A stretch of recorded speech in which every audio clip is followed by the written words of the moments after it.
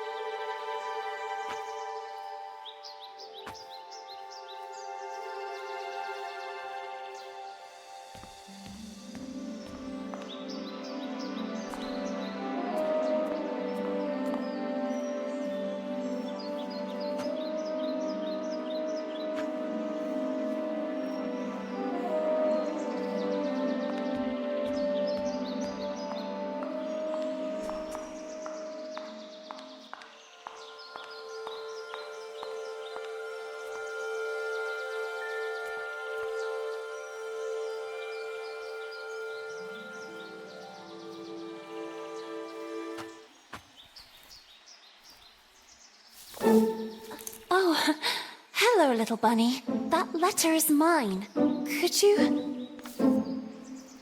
The sweet, bespectacled bunny ignored the little girl and took the letter with them.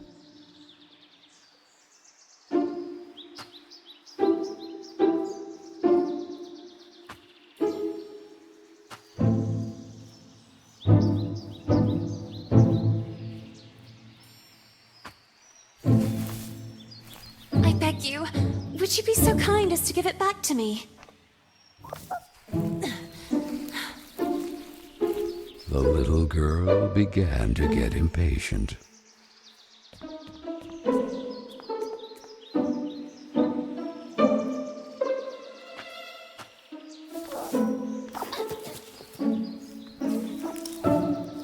the little girl wouldn't let it win. So determined to recover Carol's letter, she followed the mischievous bunny.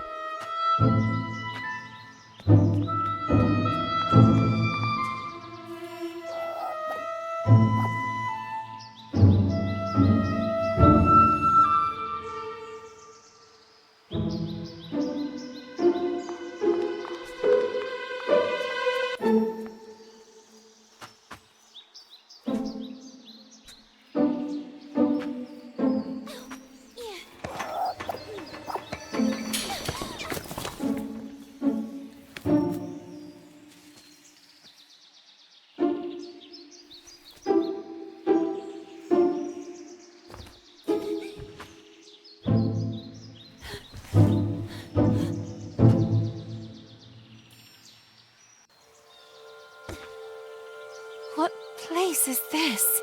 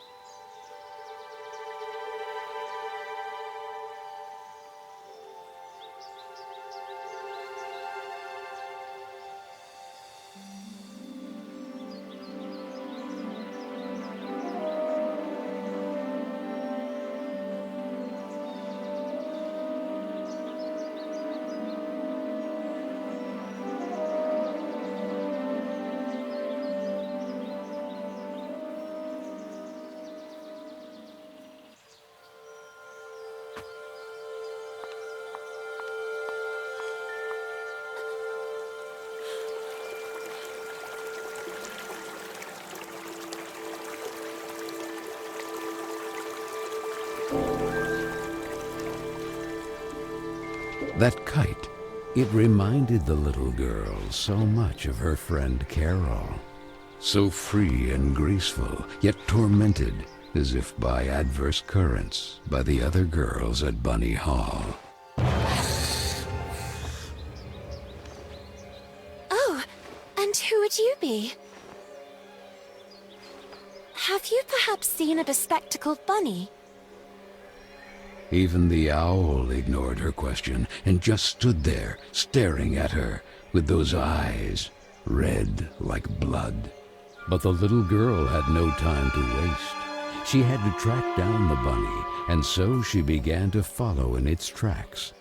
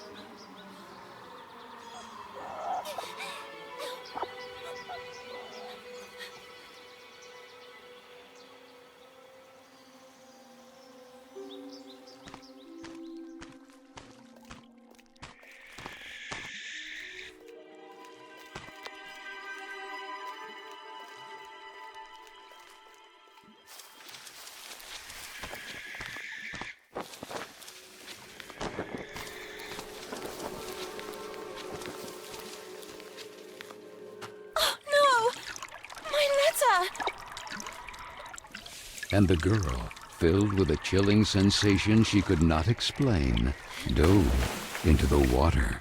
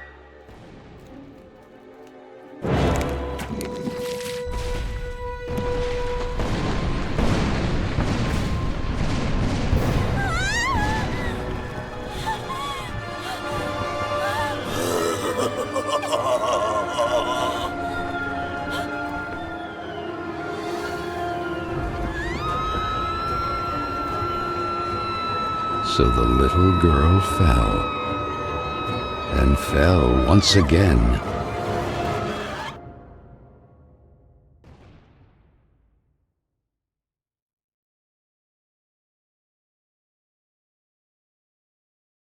And while the man with the tar hat stood grinning, her thoughts drifted to that mysterious figure in the window of Bunny Hall, who silently stood watching her as she was swallowed up in her abyss. And this is how our story begins. A letter, a roar, then a daring plunge, and a little girl, too small and inadequate for that world of ash, tar, and coal of which she was a part. Miss Benton, I am pleased to note that my voice is so soft that it encourages restful sleep in class. Would you be so kind as to share your wisdom on today's topic with your fellow classmates? There was a man made of tar, an owl, and a bunny with glasses. Such impertinence. Home economics, ladies' etiquette, chapter 9. Be always beautiful, perfumed, and impeccable. All of you young women of today are privileged to witness the deeds of the great men of your era, the grand discoveries, the phenomenon of industrialization, progress. Soon you will be wives and then mothers of great men who will go down in history. And you, Miss Benton, make fun of it. This establishment, too, if events continue to transpire as hoped, will undergo important developments, and you will be the first to benefit from them. Why, ladies? A portion of Bunny Hall was conceded to a corporate collective in order to form a small branch, thereby taking advantage of the area's greatest resource, rabbits. This will not only bring new luster to the estate in this region, but also new jobs. Very good, Miss Vicky Trout. At the very least, Lana has grasped the rabbit matter. In this regard, our dear Frank reminds us that it is strictly forbidden to venture beyond the walls of the park. The disinfestation work will resume tonight after the strong winds of recent weeks. Remember not to be overwhelmed by the explosions. It's all perfectly normal. The soil is blasted with charges and the rabbits forced out of their burrows. Who did it? Lana! Miss Benton!